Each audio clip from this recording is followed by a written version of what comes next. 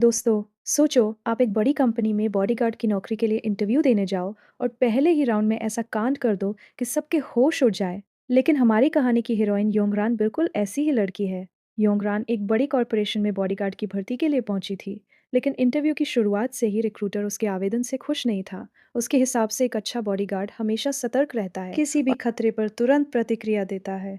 तभी अचानक योंगरान बिजली की तरह आगे बढ़ी, तेजी से घूमी और सीधे रिक्रूटर की तरफ मुक्का चला दिया।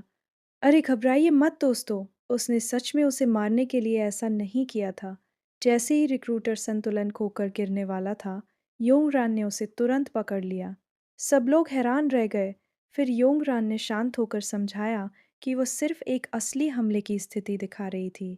अगर सच में कोई खतरा आता तो वो बिल्कुल ऐसे ही प्रतिक्रिया देती। अब दोस्तों, यहाँ मज़ेदार बात यह है कि इंटरव्यू रूम में बैठे लोग भले ही प्रभावित न हुए हों, लेकिन स्क्रीन की दूसरी तरफ बैठा कंपनी का चेयरमैन सब कुछ देख रहा था।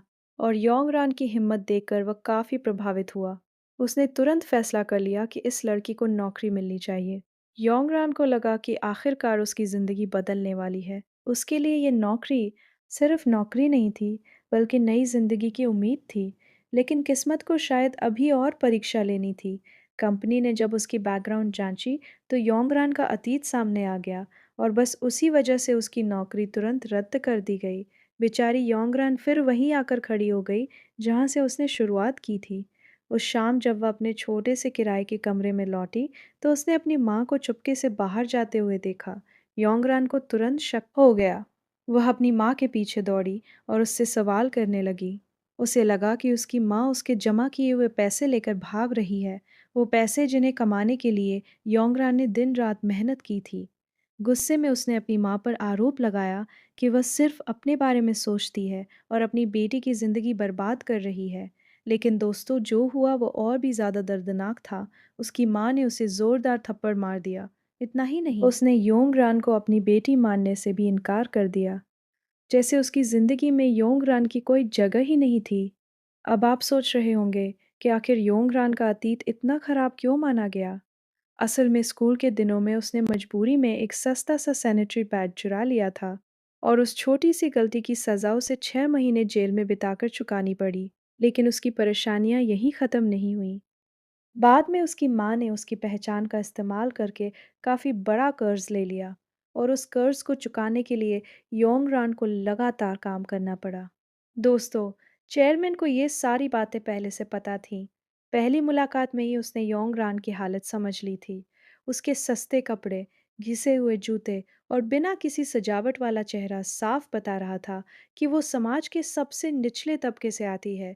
लेकिन जहाँ बाकी लोग इन चीज़ों को कमज़ोरी मानते थे, वहीं चेयरमैन इन्हें उसकी सबसे बड़ी ताकत समझता था, क्योंकि उसका मानना था कि जिस इंसान को ज़िंदगी ने बिल्कुल किनारे पर पहुंचा दिया हो, वह आसानी से हार नहीं मानता। उसी रात चेयरमैन के कहने पर वकील ली ने योंगरान से संपर्क किया। वह जानना चाहता था कि कंपनी के गेट के बाहर आखिर हुआ क्या था। योंगरान ने बिना कुछ छुपाए पूरी बात बता दी। उसने बताया कि उस दिन उसके हाई हील जूते की एड़ी टूट गई थी। गुस्से में उसने टूटी हुई हील उठाकर दीवार पर दे मारी। लेकिन दोस्तों, यहाँ कहानी में एक छोटा सा ट्विस्ट आता है। गुस्सा शांत होने के बाद उसे एहसास हुआ कि उसने बेवजह दीवार पर अपना गुस्सा निकाला है। और यकीन मानिए, वह वापस मुड़ी और दीवार से माफी मांगने लगी। हाँ दोस्तों, दीवार से। ये बात सुनकर शायद कोई भी हंस पड़े, लेकिन चेयरमैन के लिए यही पल सबसे ज्यादा महत्वपूर्ण था। उसे लगा कि इतनी मुश्किल जिंदगी जीने के बावजूद योंगरान अभी भी सही और गलत का फर्क समझती है। और बस उसी पल उसने अपना फैसला बदल दिया। चेयरमैन ने तुरंत योंगरान को बॉडीगार्ड की नौकरी दे दी।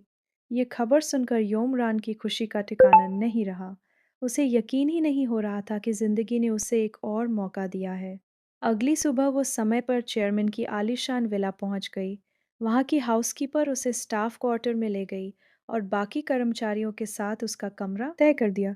सब कुछ बहुत सामान्य तरीके से हुआ। कोई खास स्वागत नहीं, कोई विशेष सुविधा नहीं, मानो वो भी बाकी नए कर्मचारियों की तरह एक साधारण सदस्य हो। योंगरान ने अभी अपना सामान रखा ही था कि उसका फोन बज उठा। कॉल वकील ली की थी।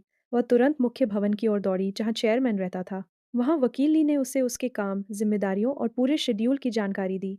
बातचीत के दौरान योंगरान ने उत्सुकता से एक सवाल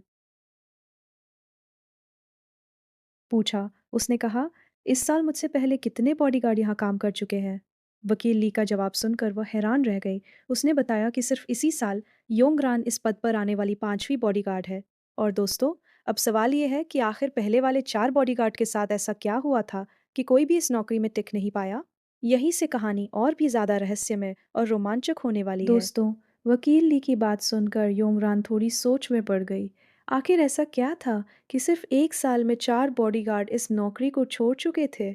और सबसे बड़ी बात, इतनी ज़्यादा सैलरी आखिर क्यों दी जा रही थी? वकील ली ने साफ तो कुछ नहीं कहा, लेकिन इशारों में समझा दिया कि इस नौकरी के पीछे कुछ ऐसी बातें हैं जिन्हें हर कोई स्वीकार नहीं कर पाता। अब दोस्तों, जब कोई बात इतनी रहस्यमय तरीके से कही जाए तो जाहिर सी बात है कि इंसान के मन में सवाल उठने लगते हैं। उसी शाम योंग रान ने देखा कि चेयरमैन ने अपने लिए तैयार किया गया खाना लगभग छुआ तक नहीं। जब वो वहां से चला गया तो हाउसकीपर ने बचा हुआ खाना योंगरान को दे दिया। अब उसके सामने प्रीमियम कोरियन बीफ रखा था, ऐसा खाना जिसे खरीदने के बारे में योंगरान पहले सिर्फ सोच सकती थी। लेकिन जैसे ही उसने एक निवाला खाया, उसने तुरंत उसे बाहर थूक दिया।